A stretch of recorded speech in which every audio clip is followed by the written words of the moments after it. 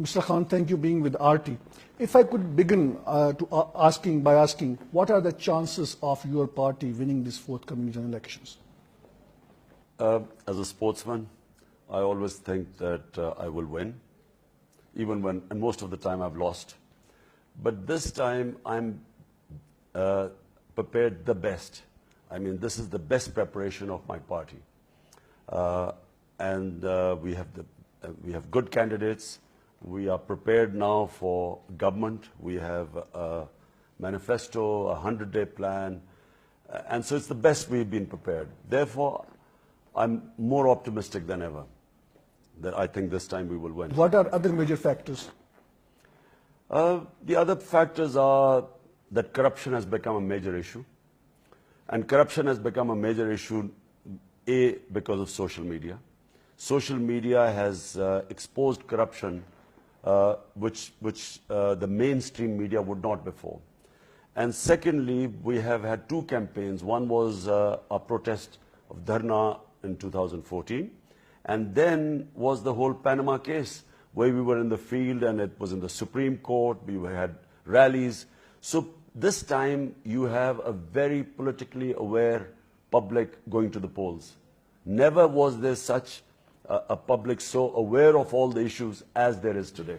Nonetheless, your party has been at the heart of the controversy that you've been accommodating so many candidates from the other mainstream political parties, and many of them were tainted with corruption charges. In one way or the other, doesn't it really defeat the very purpose you've been fighting against? Look, in a parliamentary democracy, you have to have the numbers to form government. If this was a presidential form of government, then it would be very easy to contest elections in Pakistan. But because we have to win at least 140 seats in the parliament, that means you have to take people who understand the science of contesting elections. This is not an election in Europe where you can stand up and then people go to the polls and then stamp the papers. This is a different election here. You have to have candidates who understand the art of contesting an election. In other words, who have to have the infrastructure to contest elections.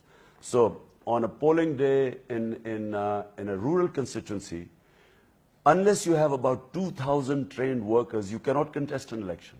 Then you need finances to bus in your voters to the polling station. So hence we have to compromise. We have had a mix and match. About 60% of our candidates are all PTI. But there are 40% others who have come from the other parties to join us. And they've come from the other parties because they realize that PTI has the biggest vote bank today. Previously, you said that the Pakistan was heading towards economic destruction because of the fact that the previous government had borrowed more than $40 billion external loan. What strategy, economic strategy or political strategy you have to really get rid of this debt and to not to go back to the IMF? It is probably the biggest crisis, financial crisis that Pakistan, any government taking over charge, will face in Pakistan. Never was there such a high fiscal deficit, never was there such a huge trade deficit, and never were the institutions in such a bad state as they're in Pakistan. Having said that it's not going to be easy, it's a big challenge. The way forward is immediate reformation of our state institutions, of our regulators, for financial regulators, of the corruption watchdog.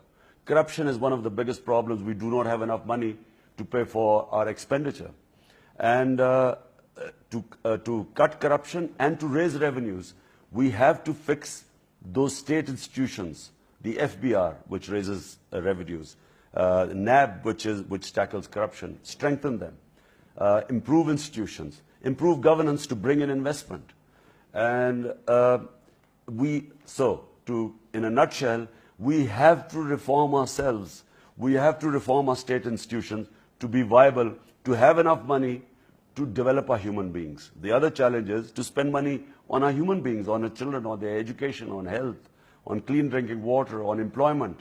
But we don't have enough money right now. So make the state strong enough, the institutions, so we can raise the money, cut down corruption, good governance, attract investment, and then spend money on our human development. You've been very critical about U.S. involvement in Pakistan's domestic affairs, particularly under the cover of war on terror. What kind of bilateral relationship we can foresee once you are in power? Pakistan today needs stability more than any other time in its history. We need peace, stability. We need good relations, and we certainly do need good relationship with the U.S. U.S. is a superpower, cannot be ignored. Unfortunately, our relationship has been very one-sided in the past. The relationship has been where the U.S. has used Pakistan as a hired gun. So we are paid to do their work, to fight their war. This has cost Pakistan over $100 billion lost to the economy. Over 70,000 people, Pakistanis, have died. They are still dying today. The terrorism is still not been overcome. So what we want is a relationship with the U.S. where it is mutually beneficial to both.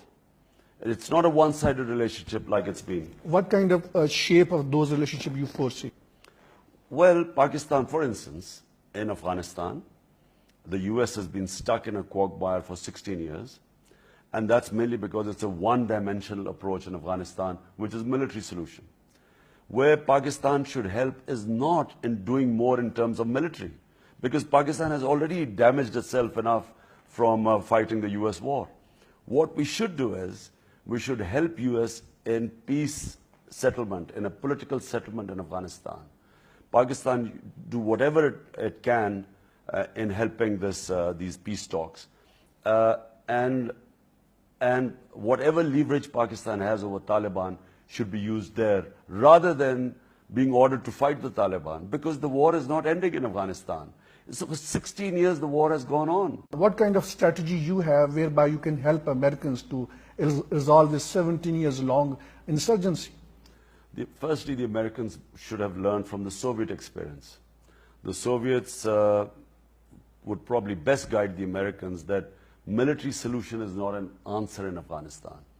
And therefore, the only other solution is political. So my advice would be to the Americans that the surge has failed. 16 years of war trying to force a win, that has failed. At one point, there were 150,000 NATO troops, 250,000 Afghan troops, and still the Americans could not force a military solution. So my advice would be that Pakistan might help them along with the neighbors of Afghanistan. On one hand, Americans are seeking Pakistan's help to resolve insurgency in Afghanistan, but continuously they've been pressurizing Pakistan to do more, saying there are Afghan Taliban sanctuaries on Pakistani side of the border. How would you handle that kind of scenario? Very unfair of the Americans. Here's a country, Pakistan, that had nothing to do with 9/11, no Pakistani involved. Al-Qaeda was in Afghanistan. There were no militant Taliban in Pakistan. So Pakistan was forced into this war. Pakistan lost 70,000 people dead. Pakistan lost over $100 billion lost to the economy. Tribal areas devastated. Still, they have not recovered. They're in a bad shape today. And yet, at the end of it, to be blamed for the U.S. failure in Afghanistan is tragic. It's painful for people of Pakistan. If the U.S. are blaming Pakistan for the lack of success because of 2,000 or 3,000 supposedly Haqqani insurgents, because of them they couldn't win, it is just the most ridiculous thing, because at one point there were 150,000 NATO troops, the greatest military machine in the world, then 250,000 Afghan troops, and to think that because of these 2,000-3,000 insurgents from Pakistan, they couldn't win in 16 years, it is very unfair on Pakistan. So the solution is peace. The solution is political.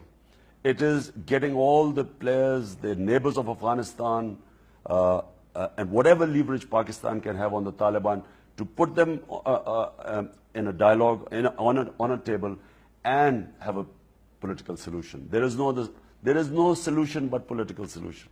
Just few weeks back, both Pakistan and the US, they stick to the movement of their diplomats within the 40-kilometer range.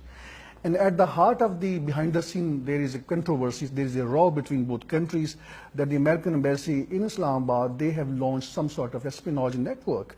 And you might recall there was a report by Edward Snowden, the US intelligence contractor, and he said that more than half of $52 billion black CIA budget is spent on espionage network in Pakistan on two things: where ISI is hiding anti-US militants and where are Pakistan's nuclear warheads. So it's a big kind of challenge. How would you handle it?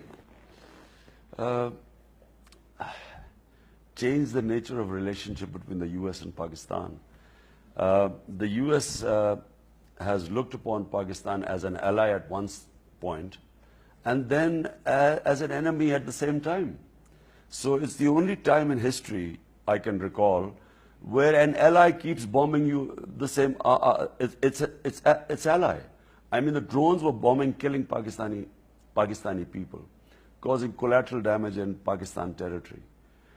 It's never happened. I don't know of any situation like that which has happened before. And that's why the anti-Americanism rose in Pakistan, because people couldn't work out, are we an ally or are we an enemy? And that's why the whole relationship between the US and Pakistan needs to be reset. And it can happen because I think the US will need Pakistan in finding a political solution in Afghanistan. And of course, US is a superpower and Pakistan wants to be on the right side. Can Pakistan really survive without US financial aid and the military hardware? What kind of strategy your party could possibly have if you come into power? Well, first have a decent, good relationship with the US. That's number one. Secondly, Pakistan should not rely on foreign assistance for survival. I started your program by saying Pakistan needs to put its house in order. Pakistan needs to fix its financial institutions, its state institutions, and Pakistan will not survive by getting handouts from some foreign country. Pakistan will survive by standing on its own feet, balancing its budget, improving trade, creating wealth, bringing in investment. That's how Pakistan will survive. The problem is there's too much dependence on foreign assistance, foreign loans, and we are in a present situation because we take the easy option.